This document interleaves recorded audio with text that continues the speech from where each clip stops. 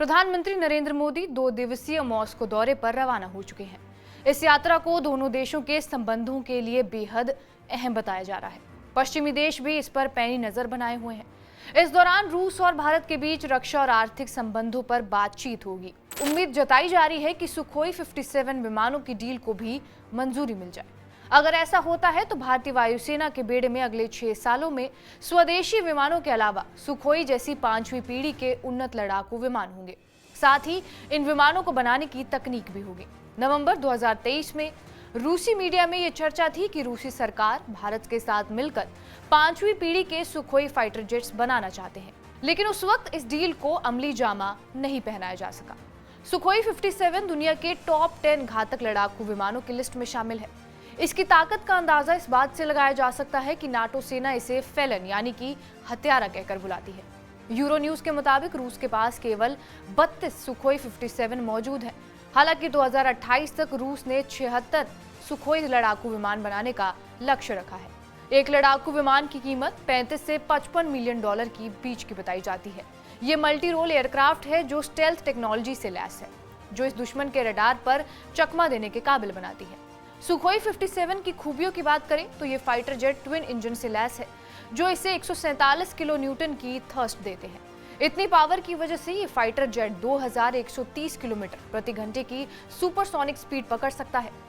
Su-57 की supersonic range 1500 kilometre है, जबकि इसकी नॉर्मल रेंज 3500 किलोमीटर है। लेकिन इसमें 2 आउटबोर्ड फ्यूल टैंक और लगा दिए जाएं तो ये 4500 किलोमीटर तक उड़ान भर सकता है। ये फाइटर जेट 66,000 फीट की ऊंचाई पर उड़ सकता है। इतनी ऊंचाई पर दुनिया भर के कुछ चुनिंदा फाइटर जेट ही पहुंच सकते हैं। सुखोई फाइटर जेट की बनावट की बात करें तो इसकी लंबाई 65.11 फीट, विंग स्पैन 40.3 फीट और ऊंचाई 15.1 फीट है। इस फाइटर जेट में 12 हार्ड पॉइंट्स हैं, जिसमें अलग अलग तरह के हथियार और मिसाइलें लगाई जा सकती हैं। हथियारों की बात करें तो Su-57 30 mm ऑटो कैनन से लैस है। ये गन 1 मिनट में 1500 से 1800 गोलियां दाग सकती है, जबकि इसकी रेंज 1800 मीटर है। एयर टू एयर अटैक के लिए सुखोई 57 में R-77M, R-74M2 और R-37 मिसाइलें लगाई जा सकती हैं, जबकि एयर टू सरफेस अटैक के लिए इसमें 4 KH-30M, 4 KH-59MK2 मिसाइलें अटैच की जा सकती हैं। इसके अलावा सुखोई 57 में 2 KH-35U या फिर KH-31 एंटीशिप मिसाइल तैनात भी की जा सकती है।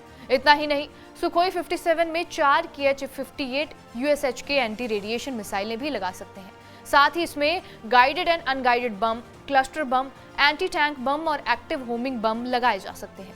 सुखोई 57 फाइटर जेट का वजन 8500 किलो है, जबकि ये 35,000 किलो वजन ले जाने में सक्षम है। ये single pilot operated fighter jet है।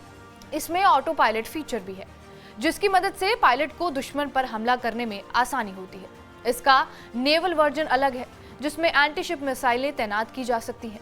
ये फाइटर जेट किसी भी मौसम में उड़ान भरने और लैंड करने में सक्षम है, जिसके चलते इसकी गिनती दुनिया के सबसे बेहतरीन फाइटर जेट्स में होती है।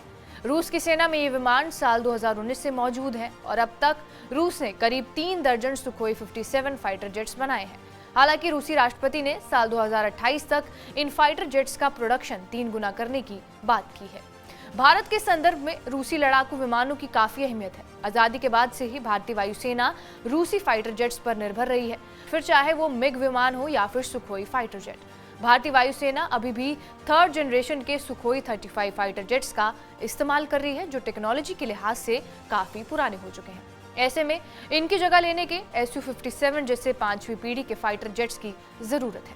भारत के पास अभी 4थी पीढ़ी के राफेल लड़ाकू विमान हैं, लेकिन पड़ोसी देशों की चुनौती को देखते हुए इनकी संख्या काफी नहीं है। इसलिए हिंदुस्तान एयरोनॉटिक्स लिमिटेड और DRDO मिलकर स्वदेशी एडवांस मीडियम कॉम्बैट एयरक्राफ्ट यानी कि AMCA बनाने में जुटी हुई है। तेजस मार्क 1 और मार्क 2 इनमें से एक है। ये फाइटर जेट अपने देश के मौसम और ज्योग्राफी के मुताबिक बनाए जा रहे हैं और साल 2030 तक एयरफोर्स में ये विमान शामिल हो जाएंगे। तब तक लड़ाकू विमानों की कमी को पूरा करने के लिए वायुसेना फ्रांस, UK और रूस जैसे देशों से फाइटर जेट की डील कर रही है। सुखोई 57 डील इनमें से एक है। अब देखना दिलचस्प होगा कि रूस सुखोई विमानों की तकनीकी हस्तांतरण के लिए मानता है या फिर नहीं। बहरहाल हमारी इस रिपोर्ट पर आपकी क्या राय है, कमेंट के जरिए हमें जरूर बताएं। बाकी देश और दुनिया की तमाम बड़ी अपडेट्स के लिए बने रहिए हमारे साथ TV9 डिजिटल पर।